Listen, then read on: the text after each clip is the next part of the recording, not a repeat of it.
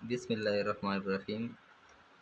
आज का हमारा टॉपिक है गैसियस एक्सचेंज और इसमें हमने ये टॉपिक क्लियर करने हैं। Introduction, respiratory track, division of respiratory track, rate of respiration, phases of respiration, types of respiration and non respiratory function of respiratory track. तो सबसे पहले हम डिस्कस करते हैं इसके इंट्रोडक्शन को।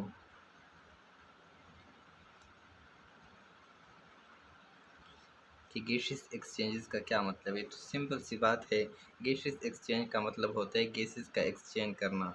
जब हम सांस लेते हैं तो उस सांस में हमारे पास ऑक्सीजन जो गैस है ये ज़्यादा होता है और वो गैस चला जाता है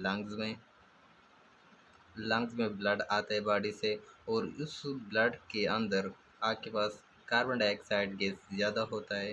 तो लंग्स में जो ऑक्सीजन है और ये जो आपके ब्लड में कार्बन डाइऑक्साइड गैस है ये यहाँ पर आ जाता है और CO2 आपके ब्लड से निकल आता है। तो इसको क्या कहते हैं, गैसियस एक्सचेंज। और ये जो सांस ले रहे हैं इसको ब्रीथिंग भी कहते हैं कि आप सांस लेते हैं और सांस बाहर निकालते हैं। जब आप सांस बाहर निकालते हैं तो इसमें का CO2 जो गैस है उसकी कंसनट्रेशन ज़्यादा हुई होती है नॉर्मल जो एटमॉस्फेयर है। तो इसको कहते हैं गैसियस एक्सचेंज। गैसियस एक्सचेंज का मतलब है कि लंग्स के अंदर आपके पास जो ब्लड आता है उसमें कार्बन डाइऑक्साइड गैस ज़्यादा होता है और आपने जो एयर जो आपने इनहेल की है, जो आपने सांस ली है, उसमें आपके पास ऑक्सीजन की जो कंसनट्रेशन होती है, अमाउंट होता है, वो ज़्यादा होता है। तो ये डिफ्यूज़न के ज़रिए से होता है, डिफ्यूज़न के ज़रिए से मिक्स होता है। ब्लड के अंदर ऑक्सीजन चला जाता है क्योंकि ब्लड में ऑक्सीजन कम होता है और ब्लड के अंदर ऑलरेडी कार्बन डाइऑक्साइड गैस जो होता है वो ज़्यादा है, तो वो वहाँ से निकल आता है आपके लंग्स में। एयर सैक्स जो होते हैं, अल्वियोलाई जो होते हैं, और फिर ये CO2 गैस जो है अल्वियोलाई से बाहर एयर ट्रैक के ज़रिए से, रिस्पायरेटरी ट्रैक के ज़रिए से बाहर निकल आता है। तो ये है आपके पास गैसियस एक्सचेंज। इसके साथ साथ हम रिस्पायरेशन को भी डिस्कस करते हैं। रिस्पायरेशन जो है, रिस्पायरेशन में ये बात है कि जो मतलब है जो ब्रीथिंग है, जो गैसियस एक्सचेंज है, इसके साथ साथ हम ये भी इस बात को भी ऐड करते हैं, release of energy from the food. ये आपके पास रिस्पायरेशन एक कॉम्प्लेक्स रिएक्शन है, मेटाबॉलिक रिएक्शन होते हैं जिसमें ऑक्सीडेशन और रिडक्शन रिएक्शन होते हैं।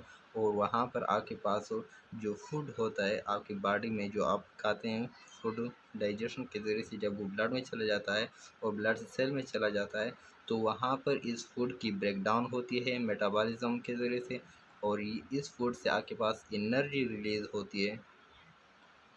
और इस प्रोसेस को हम कहते हैं रिस्पायरेशन या सेल रिस्पायरेशन। ठीक है, तो इस फूड से एनर्जी रिलीज़ करने के लिए आपके पास ऑक्सीजन की ज़रूरत होती है। तो ये जो गैसियस एक्सचेंज है, यहाँ से आपके पास ऑक्सीजन जब सेल में आ जाती है तो वहाँ पर इन फूड होते हैं, ग्लूकोज या जो भी है, उसको मतलब है कि वहाँ पर मेटाबॉलिक रिएक्शन के ज़रिए से उससे एनर्जी रिलीज़ होती है। और इन सारे प्रोसेस को कलेक्टिवली क्या कहते हैं, रिस्पायरेशन कहते हैं। गैसियस एक्सचेंजेस के साथ एक को दो और भी इम्पॉर्टेंट बातें बता दूँ कि ये जो आप रिस्पायरेशन करते हैं, ये जो फर्स्ट ब्रीथिंग जो है, फर्स्ट रिस्पायरेशन है, वो आपके पास है आफ्टर बर्थ।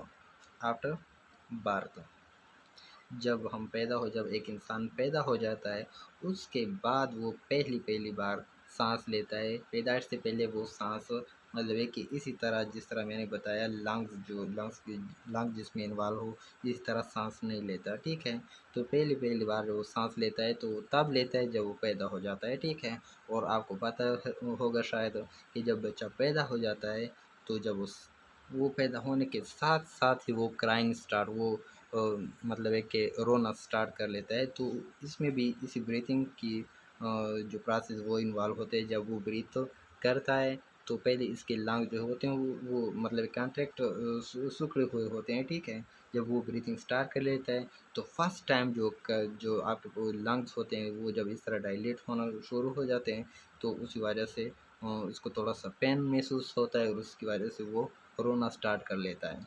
ठीक है, अच्छा तो बात ये है कि जो आपके पास ब्रीथिंग है, फर्स्ट ब्रीथिंग वो आफ्टर बर्थ, बिल्कुल बर्थ के बाद मतलब ये डायरेक्ट स्टार्ट हो जाती है।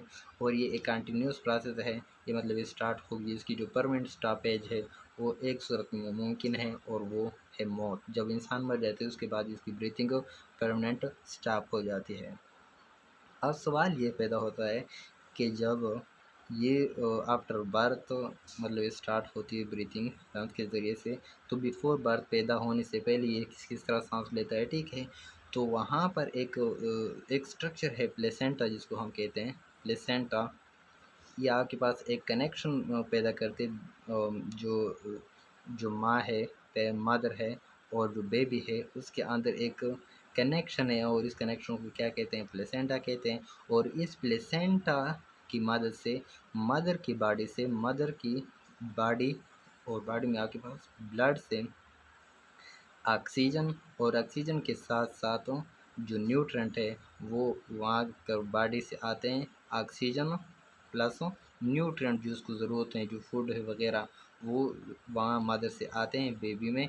और बेबी से वेस्ट प्रोडक्ट जो है, ज़ाहिर सी बात है जब यहाँ पर मेटाबॉलिक रिएक्शन होंगे तो वेस्ट प्रोडक्ट भी पैदा होंगे, और वेस्ट प्रोडक्ट जो पैदा होंगे वो आपके पास दोबारा से फिर वो दोबारा से वो आपके पास इस प्लेसेंटा के ज़रिए से मदर की बॉडी में जाते हैं, और वहाँ से फिर रिलीज़ होते हैं, ठीक है। अब हम आते हैं रिस्पायरेटरी ट्रैक पर। रिस्पायरेटरी ट्रैक आपके पास वो रास्ता है जिसके अंदर जो गैसेस है वो आपके पास जाते हैं। मैं डायग्रामेटिकली आपको बताता हूँ कि मिसाल के तौर पर ये आपके पास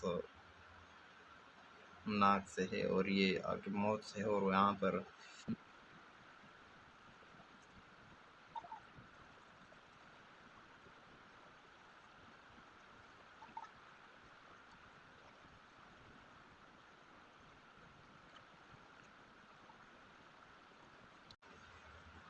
रिस्पायरेटरी ट्रैक के बारे में हम बात करते हैं। तो रिस्पायरेटरी ट्रैक जो है ये वो रास्ता है जहाँ से आपके पास ये डिफरेंट गैसेस आते हैं और जाते हैं। एटमॉस्फेयर से ये गैसेस कौन से रास्ते से आपके लंग्स तक पहुँचते हैं, और लंग्स से फिर आपके ब्लड में, फिर आपकी बॉडी के जो सेल्स हैं वहाँ तक किस तरह पहुँचते हैं, और वहाँ से जो कार्बन डाइऑक्साइड आपकी बॉडी में जो कार्बन डाइऑक्साइड गैसेस बनते हैं वहाँ से ये लंग्स के अंदर आकर लंग्स से, फिर लंग्स से यहाँ से जो बाहर का रास्ता है ये कौन से रास्ते में जाते हैं, तो इसको कहते हैं रिस्पायरेटरी ट्रैक। रिस्पायरेटरी ट्रैक में आपके पास नोज़ आता है, नोज़, ठीक है। माउथ के ज़रिए से भी हम एयर को इनहेल कर सकते हैं, लेकिन जो अपना इसका आर्गन है वो है नोज़। फिर नोज़ से आपके पास आता है फेरेंक्स, और फेरेंक्स के बाद आपके पास आता है लैरिंक्स, और लैरिंक्स के बाद आपके पास आता है ट्रेकिया, और ट्रेकिया के बाद आपके पास आते हैं ब्रोंकाई, और ब्रोंकाई के बाद आपके पास आते हैं ब्रोंकियोल्स, और ब्रोंकियोल्स के बाद आपके पास आते हैं एयर सेक या अल्वियोलाई। तो ये आपके पास रिस्पायरेटरी ट्रैक है, अगर nose, larynx, pharynx, larynx, trachea, bronchi, bronchiole and alveoli, ठीक है। तो नोज़ जो है सब अब सब लोग इसको जानते हैं। नोज़ आपके पास only external organ of the respiratory system है, और यहाँ से आपके पास ऑक्सीजन या जो एयर है यहाँ से इसकी एंट्री होती है, ठीक है। और इसमें दो ओपनिंग होते हैं जिसको नासर कहते हैं, एथमाइड बोन वगैरह। फिर ये हम इंशाल्लाह नेक्स्ट वीडियो में डिटेल से पढ़ेंगे इस रास्ते को, पूरे रास्ते को। लेकिन अभी मैं जनरली इंट्रोडक्टरी बता रहा हूँ आपको। यहाँ से नोज़ से आपके पास एयर आके आपके पास फेरेंक्स में आ जाती है, ये इलाका जो है आपके पास फेरेंक्स है। फिर इसके बाद आपके पास इसके साथ लेरेंक्स है, लेरेंक्स को यहाँ पर वोकल कार्ड भी होते हैं, वोकल कार्ड्स भी होते हैं, वोकल कार्ड आपके पास स्ट्रक्चर होते हैं, और यहाँ से जो हवा आती है तो इस पर लगती है, इसकी वजह से आपके पास साउंड प्रोड्यूस होते हैं, इसको वॉइस बॉक्स भी इसलिए कहते हैं। और फिर इसके बाद आपके पास ट्रेकिया आती है। ट्रेकिया का मतलब एक विंड, इसको विंड पाइप भी कहते हैं। ये एक पाइप, हेलो पाइप की तरह है, और इस कार्टिलेजिनस सी शेप इसके अंदर स्ट्रक्चर होते हैं।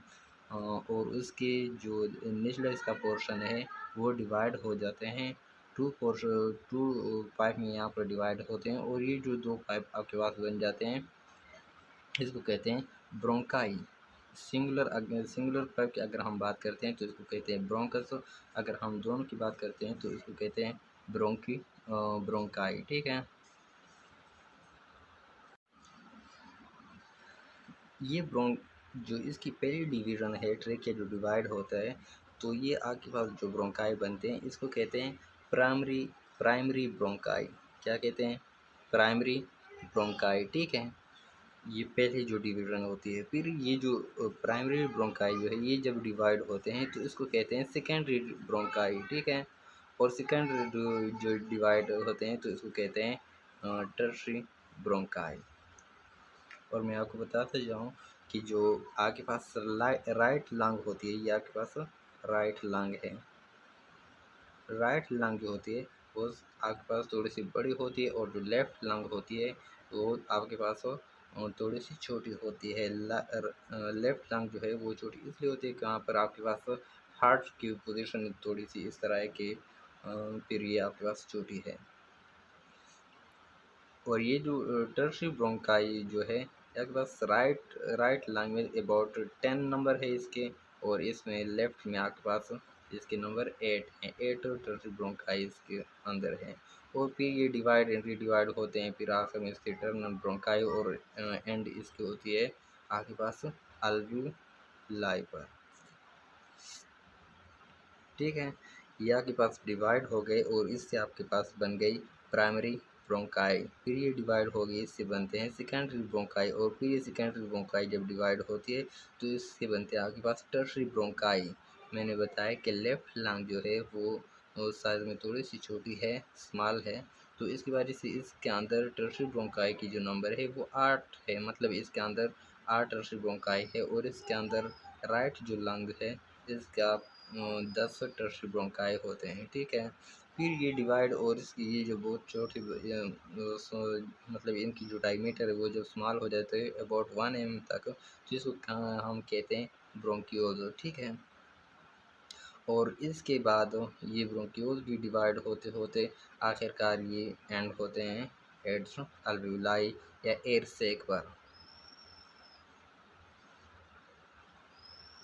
एयर सेक या अल्वेओलाई पर ये आपके पास छोटे छोटे मतलब इस तरह स्ट्रक्चर होते हैं, और यहाँ पर फिर इसके ऊपर आपके पास ब्लड की कैपिलरी जो होते हैं वो होते हैं। तो यहाँ पर गैसेस पहुँच कर यहाँ से फिर जो आपके ब्लड है कैपिलरी उसमें ब्लड है वहाँ पर डिफ्यूज़ होते हैं, और वहाँ पर जो कार्बन डाइऑक्साइड गैस होती है वो वहाँ से डिफ्यूज़ होकर आपके अल्वेओलाई में आती है, और वह अल्वेओलाई से वापसी यहाँ ब्रोंकियोल में, ब्रोंकाई में, ट्रेकिया में और लेरिंगफेरेंस, और फिर बाहर चले जाते हैं एटमॉस्फेयर में। तो ये हो गया रिस्पायरेटरी ट्रैक के बारे में। इसके बाद मैंने बताया कि रिस्पायरेटरी ट्रैक के हम डिवीज़न के बारे में बात करेंगे। जो डिवीज़न इसकी सिंपल है,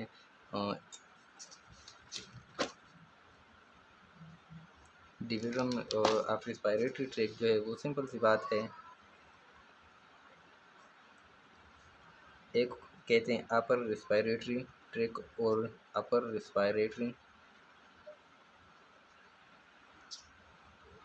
ट्रैक, और एक है लोअर रिस्पायरेटरी ट्रैक। तो अपर रिस्पायरेटरी ट्रैक जो है वो आपके नोज़ में जो स्ट्रक्चर हैं, और इसके बाद आपके नॉस्ट्रल वहाँ पर है, हेयर है वहाँ पर, ये स्ट्रक्चर आपके लैरिंग्स तक, वॉइस बॉक्स जो है यहाँ पर लैरिंग्स होकर कार्ड भी इसमें आते हैं। तो यहाँ तक जो आपके पास जो मतलब ये ट्रैक है इसको कहते हैं अपर रिस्पायरेटरी ट्रैक, और इसके बाद जो आपके पास है इसको कहते हैं lower respiratory track. Rate of respiration का मतलब है कि हम 1 मिनट में कितनी बार सांस को अंदर लेते हैं और सांस को बाहर निकालते हैं, तो इसको कहते हैं रेट ऑफ रिस्पायरेशन। ये एज के साथ साथ इसमें डिफरेंस आती है। तो अगर न्यू बॉर्न बेबी हो तो वो 30 से 60 30 to 60 टाइम रिस्पायरेशन करता है 1 मिनट में। ठीक है, फिर उसके बाद है अर्ली अर्ली चाइल्डहुड, जब बच्चा थोड़ा सा बड़ा हो जाता है बचपन में, तो वहाँ पर आपके पास होता है अर्ली चाइल्डहुड में आपके पास 20 से 40 टाइम 20 to 40 टाइम पर मिनट, और फिर लेट चाइल्डहुड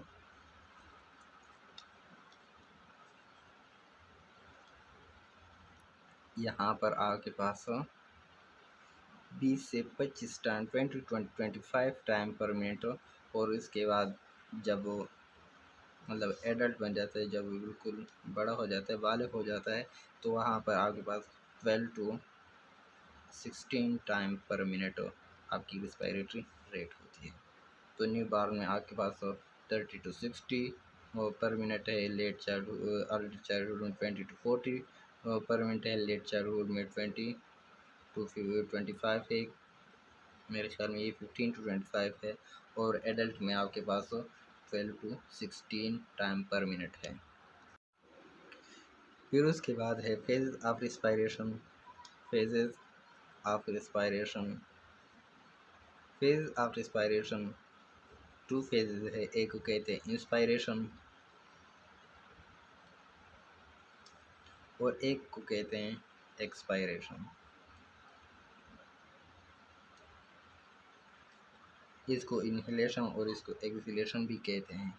तो ये आपके पास दो फेजेस हैं रिस्पायरेशन के, और नेक्स्ट वीडियो में इंशाल्लाह हम डिस्कस करेंगे कि इनमें ये किस तरह होती है।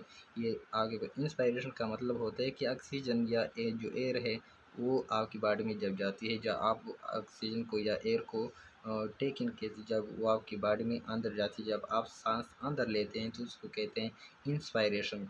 और एक्सपायरेशन का मतलब है कि जब आप सांस को बाहर निकालते हैं उसमें CO2 जो होता है वो ज़्यादा होता है, और नॉर्मल जो इसकी कंसनट्रेशन है, तो सांस जब आप बाहर निकालते हैं या टेक आप करते हैं जो गैसेस है आपके पास, तो उसको कहते हैं एक्सपायरेशन हो। नॉर्मल जो आपके पास एयर है जो एटमॉस्फेयर में प्रेजेंट है उसमें आपके पास ऑक्सीजन सबसे ज़्यादा जो गैस है वो है 78%, और वो है आपके पास नाइट्रोजन। फिर उसके बाद है 21% और वो है ऑक्सीजन। और उसके बाद आपके पास कार्बन डाइऑक्साइड गैस वो आपके पास 0.03% है मेरे ख्याल में, और वो है आपके पास कार्बन डाइऑक्साइड। तो ये गैसेस आपके पास अंदर आते हैं बाहर जाते हैं, ठीक है। इंस्पायरेशन का मतलब होता है कि जब आप सांस को अंदर लेके जाते हैं बॉडी के अंदर, और इसमें आपके पास कितना ऑक्सीजन होता है 21% इसके अंदर ऑक्सीजन होता है, और वहाँ पर 0.03% कार्बन डाइऑक्साइड गैस होता है जो आप सांस को अंदर लेते हैं, ठीक है। और जब आप सांस छोड़ते हैं बाहर निकालते हैं, इसको एक्सपायर करते हैं, ठीक है, तो उसके अंदर ऑक्सीजन कंसनट्रेशन 21% से कम होके 16% को आई होती है, और जो कार्बन डाइऑक्साइड है वो यहाँ पर कम होती है। जब आप सांस को बाहर निकालती है तो इसमें कार्बन डाइऑक्साइड की कंसनट्रेशन होती है बहुत ज़्यादा हो जाती है। इसके बाद एक और छोटा सा टॉपिक है, और वो है टाइप्स ऑफ रिस्पायरेशन। ये है, इसको कहते हैं फेज ऑफ रिस्पायरेशन।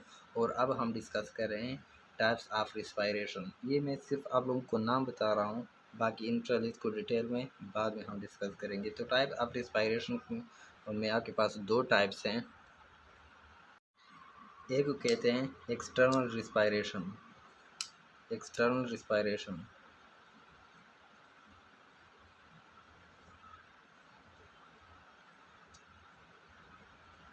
और दूसरे को कहते हैं इंटरनल रिस्पायरेशन।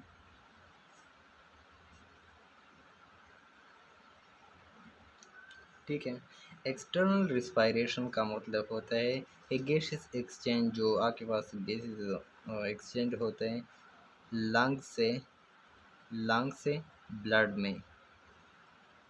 ये जो आपके पास गैसेस एक्सचेंज है इसको एक्सटर्नल रिस्पायरेशन भी कहते हैं, ठीक है। और जब ये गैसेस एक्सचेंज होती है आपके ब्लड और आपके बॉडी की जो टिश्यूज हैं उनके अंदर जब ये गैसेस एक्सचेंज होते हैं तो इसको कहते हैं इंटरनल रिस्पायरेशन।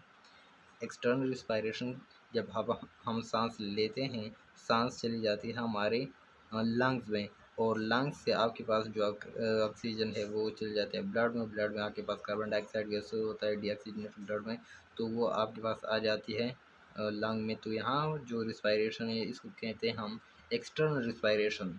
ये ब्लड फिर चली जाती है आपकी बॉडी की जो दूसरे आर्गन्स हैं वहाँ पर जो टिश्यू होती है उनमें वहाँ आ जाती है।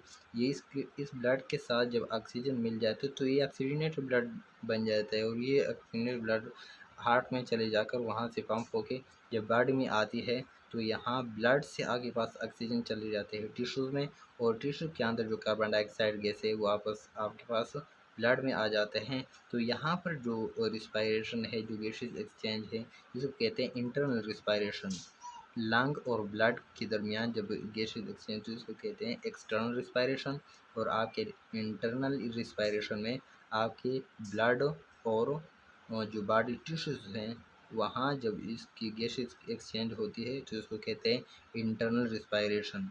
यहाँ से कार्बन डाइऑक्साइड गैस आके लंग्स में ब्लड में चला जाता है, और ये ब्लड दोबारा आपके पास हार्ट में, और हार्ट से फिर लंग में आता है। यहाँ पर दोबारा इसमें खून शामिल ऑक्सीजन शामिल हो जाता है, और इस डीऑक्सीजनेटेड ब्लड से ऑक्सीजनेटेड ब्लड बन जाता है, और ये दोबारा हार्ट में और फिर बॉडी में चले जाते हैं।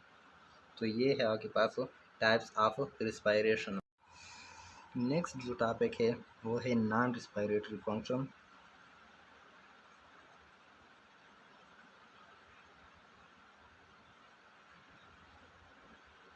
Of respiratory track.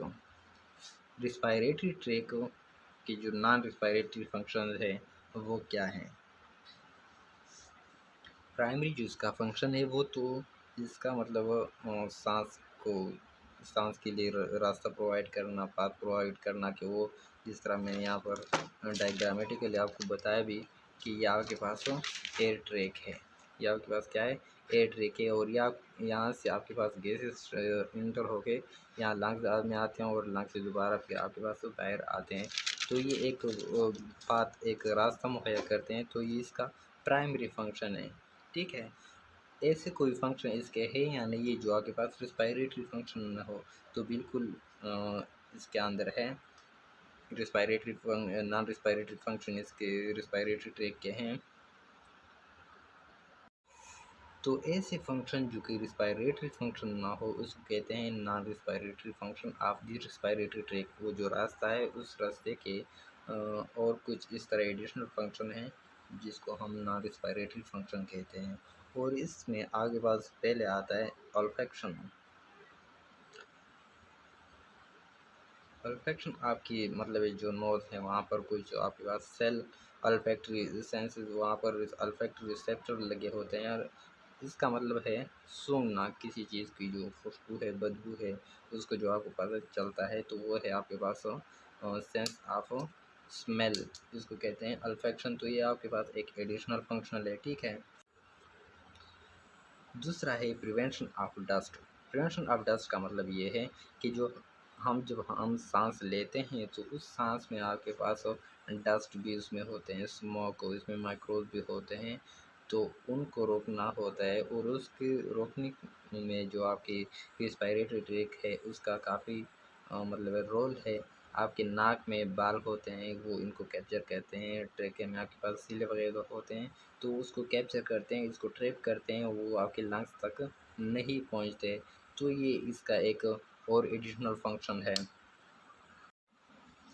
तीसरा है वोकलाइजेशन। वोकलाइजेशन का मतलब है जो हम बात करते हैं, हमारी आवाज़ निकलती है। मैंने एक लिरिक्स में आपको एक पार्ट बताया था, वोकल कार्ड। वोकल कार्ड मैंने शायद ये बताया कि वोकल कार्ड आपके पास मतलब है कि इस तरह आपके पास टिश्यू हैं, जो हम सांस बाहर निकालते हैं तो ये इस वोकल कार्ड आपके पास इस तरह स्ट्रक्चर है। तो उस पर जब लगते हैं हवा इसके साथ जब टकराती है तो वो आपके पास वाइब्रेट होना शुरू कर देते हैं, और उस वाइब्रेशन से आपके पास साउंड प्रोड्यूस होता है, ठीक है। तो ये जो साउंड जो प्रोड्यूस होता है इनको मतलब ये आपके पास रिस्पायरेटरी ट्रैक का एक और एडिशनल फंक्शन है। जब हम बात करते हैं हमारी आवाज़ निकलती है तो ये आपके पास रिस्पायरेटरी जो ट्रैक है उसकी मदद से आपके पास उस वजह से आपकी प्रोड्यूस होती है। तो इसलिए वोकलाइजेशन जो है वो आपके पास रेस्पिरेटरी ट्रैक का एक और एडिशनल फंक्शन है, ठीक है। उसके बाद है डिफेंसिव फंक्शन।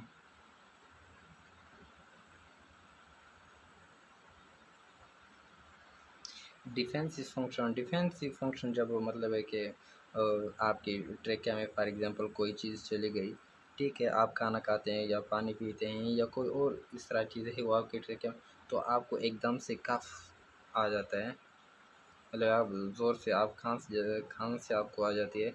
तो उस वजह से वो जो आपके पास चीज़ अंदर जा रही होती है वो आपके पास दोबारा वापस चली आती है। तो ये आपके पास डिफेंसिव मैकेनिज्म है।